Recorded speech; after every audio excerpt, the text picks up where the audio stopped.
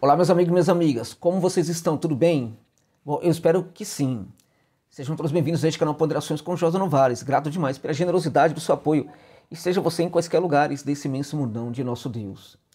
Veja, eu quero comentar sobre ataques certeiros, muito importantes e direcionados por drones UAV, de reconhecimento, sobre posições ucranianas, tá? Tanto em Kharkov, muitos ataques aconteceram a Kharkov, como também em Dnipropetrovsk, há também uma intensificação das ações, das Forças Armadas da Rússia em várias direções, tanto no Oblast de Kharkov, como também no Oblast de Donetsk, tá?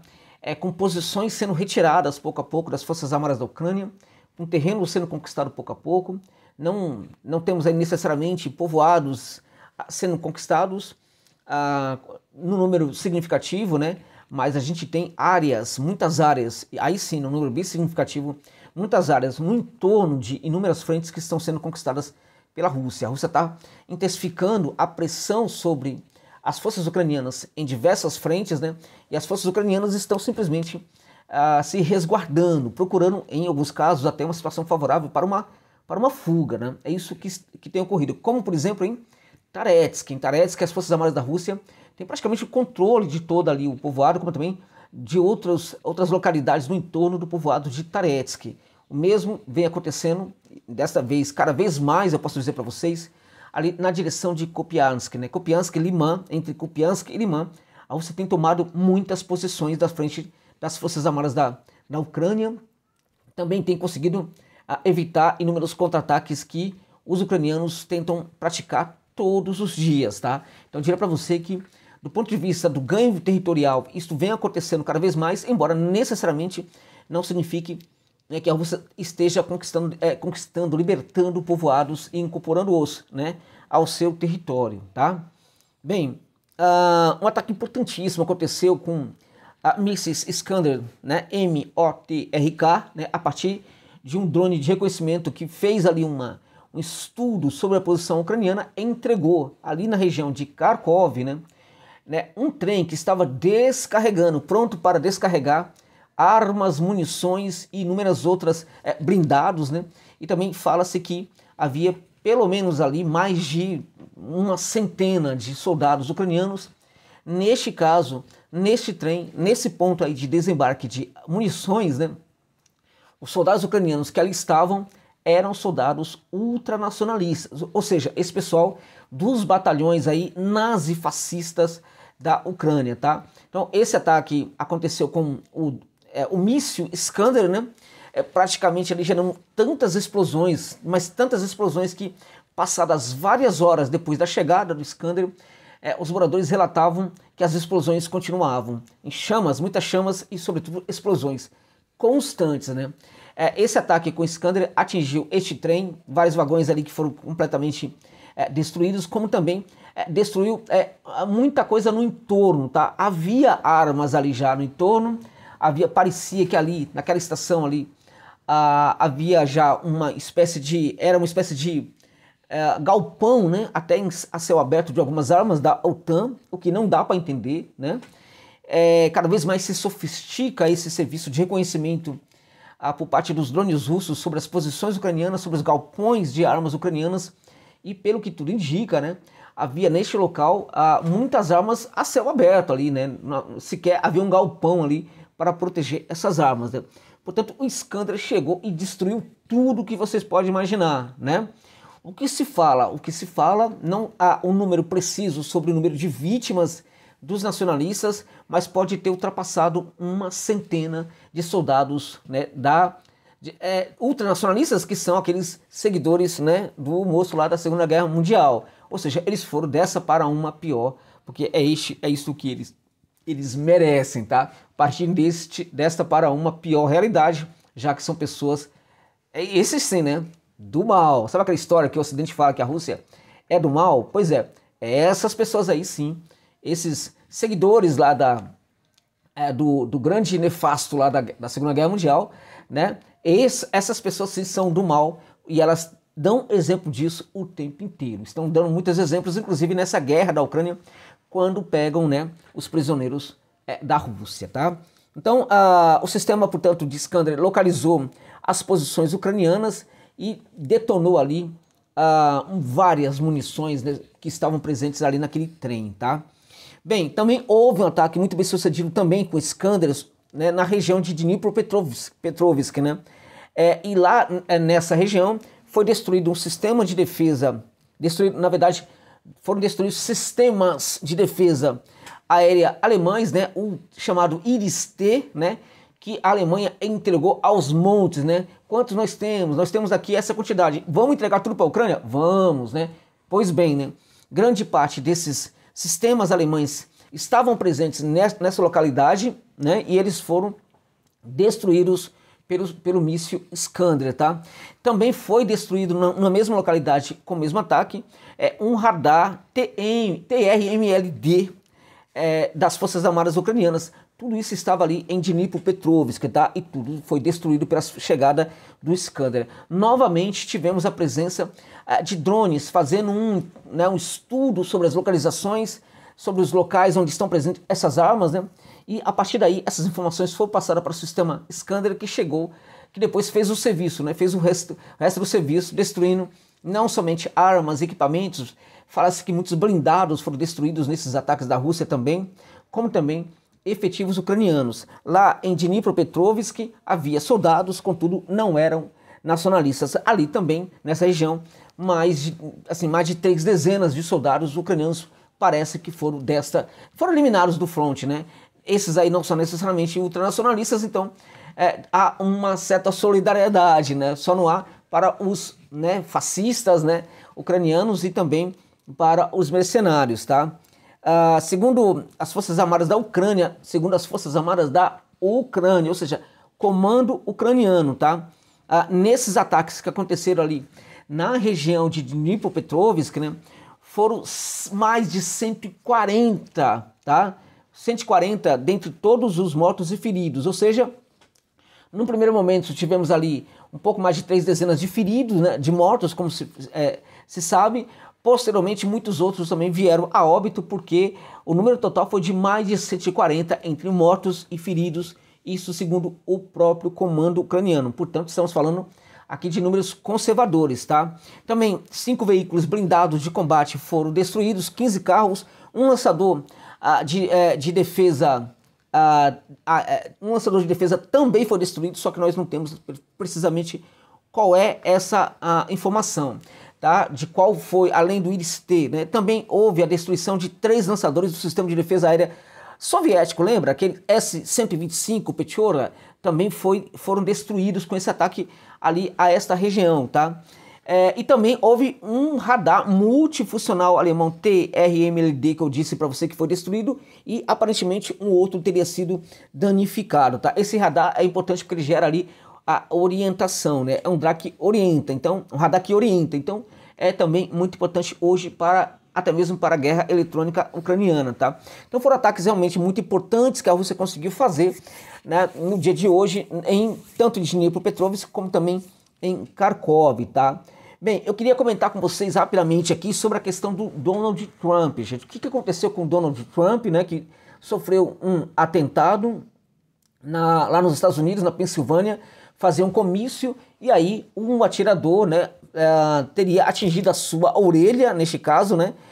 O atirador chama-se Thomas Mitchell Crook, né, tem 20 anos de idade, aparentemente era uma pessoa, eu não vou falar que era uma pessoa com problemas mentais e tal, que às vezes isso pode soar como uma certa, enfim, falta de respeito com aquelas pessoas que portam esses problemas. Precisamos respeitar essas pessoas, considerá-las com seus problemas, porque somente elas e seus familiares sabem o que é portar, né, esse tipo de situação, esse tipo de problema aí, né, essas necessidades, né. Então é muito complicado a gente pontuar o retardado dos Estados Unidos que atirou tal, enfim, o que a gente sabe neste caso é que o atirador, ele não dá para saber, não temos muitas informações, não vamos ter muitas informações, está tudo muito confuso.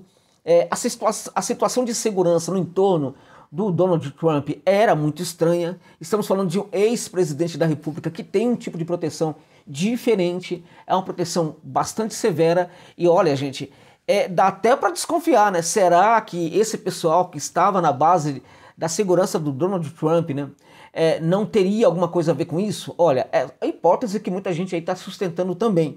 O problema é que não dá, as coisas não se encaixam.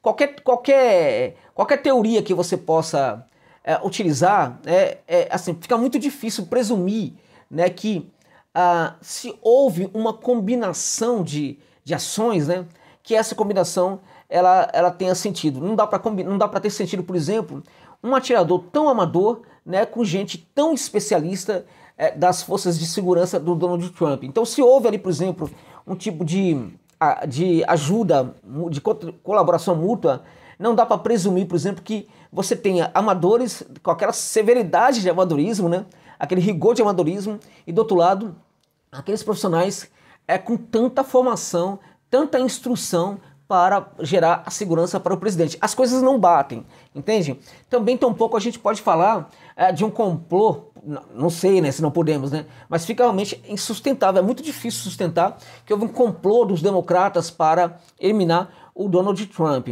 O atirador, né, o Thomas Mitchell, ele parecia realmente ser uma pessoa perturbada do ponto de vista político, né, falava que era contra, que odiava os republicanos, né. Contudo, o posicionamento desse cidadão norte-americano, que foi morto posteriormente por um dos seguranças do Donald Trump, né? Assim, as ações dele seriam ações muito próximas. Se nós deixarmos de lado, né, o quão fluido hoje significa ser ou de uma extrema-direita, ou de uma extrema-esquerda, ou ser democrata, ou ser republicano, ou ser neoliberal, ou ser conservador, enfim, tá tudo muito fluido, né? Porque, em teoria, do ponto de vista clássico, esse tipo de atirador, lá nos Estados Unidos, esse pessoal que tem as suas armas, que é favorável, por exemplo, à utilização total, plena das armas, né? E que geralmente andam atirando nos outros, esse pessoal geralmente é muito mais republicano, tá? Vota muito mais na ala republicana nas eleições norte-americanas, muito mais no Partido Republicano do que no Democrata, tá? Então, em teoria, ele seria, assim, se nós olharmos classicamente o que significa os republicanos, né? Os eleitores republicanos, que são muito mais favoráveis às armas, são muito mais belicistas internamente, né? A gente poderia falar que o comportamento dele seria um comportamento muito mais de um republicano do que de um democrata. Isso é só para você ter uma ideia que democrata, gente, e republicano lá nos Estados Unidos não significam muita coisa. São muito parecidos, tá? São muito semelhantes, tá? As diferenças são muito poucas. O curioso disso aí é que, em vários aspectos, né, os republicanos para o seu país podem ser melhor, né, se eles estiverem no poder, pode ser muito melhor para o seu país do que o contrário, tá? Porque se nós pararmos para pensar a todos os conflitos, né, armados, né, dos Estados Unidos nas últimas décadas contra países do sul global, em geral, esses confrontos aconteceram muito mais quando os democratas estavam no poder do que os republicanos, tá? Aqui no Brasil, que é o meu país, fala-se que se os republicanos chegarem ao poder, pode ser pior, né, para o Brasil, um país como o Brasil, do que o contrário. O que a gente está vendo hoje é que o Brasil está sendo completamente destruído, perdendo sua soberania o tempo inteiro, a sua autonomia, né, com a invasão da Amazônia, que acontece todos os dias, sobretudo através de ONGs, né? Ou seja, é uma ocupação indireta dos Estados Unidos através de ONGs. Se nós pararmos para pensar, o Brasil está sendo muito dominado, está perdendo muito em termos de soberania com os democratas no poder. O que precisamos ter claro é, né, o que vem dos Estados Unidos sempre vai ser veneno para o sul global, sempre vai ser negativo, sempre vai ser prejudicial, seja democrata no poder, seja republicano no poder, enfim, eles são muito parecidos e no fim das contas todos eles odeiam o sul global, tanto democrata como também republicano, este é o fato. Então tá tudo muito estranho nessa questão do Trump, né? Eu vou seguir acompanhando isso aí. Posteriormente, quando eu tiver melhores informações e poder fazer uma interpretação melhor sobre esse tipo de assunto, vou trazer um vídeo aqui para vocês. No momento, tá tudo muito esquisito, gente, tá? Tá muito estranho. Como a segurança do Trump permitiu aquilo ali? O atirador atirou no candidato a presidente dos Estados Unidos e ele disparou muitos mais tiros, né? Que inclusive assassinou uma pessoa que estava presente ali no apoio ao Trump, né? No comício ali apoiando o Trump. e outra pessoa teria ficado ferido. Parece que ele chegou a disparar 10 tiros. Como que ele dispara 10 tiros antes de ser atingido por um segurança que estava ali na base de sustentação, né, à segurança do Donald Trump? É tudo muito estranho, tá tudo muito estranho. E a bala passa raspando na orelha, né? Agora, essa história da bala que passou raspando, neste caso, eu não diria para vocês que, enfim, que isso aí possa ter algo sério, porque aparentemente o atirador era muito amador, né? Era muito amador. Cidadão soltar 10 tiros para apenas um projétil atingir o seu alvo e ainda assim passar de raspão, mostra que ele era muito amador. Ora, mas ele provavelmente foi a própria campanha do Donald Trump que pode ter contratado esse atirador para gerar uma falsa bandeira, né? Pode ser também, mas é estranho tudo isso, né? É muito estranho. Além do que, o atirador depois foi assassinado, né? Se isso realmente aconteceu, vamos combinar que o pessoal da campanha do Trump ali seriam assassinos, né? Porque teria contratado alguém e depois matado essa pessoa, né? Você percebe? Tá tudo muito estranho. Então ainda não dá para cravar absolutamente nada em relação ao que aconteceu lá na Pensilvânia, tá? De qualquer forma, o Donald Trump segue aí cada vez mais fortes, né?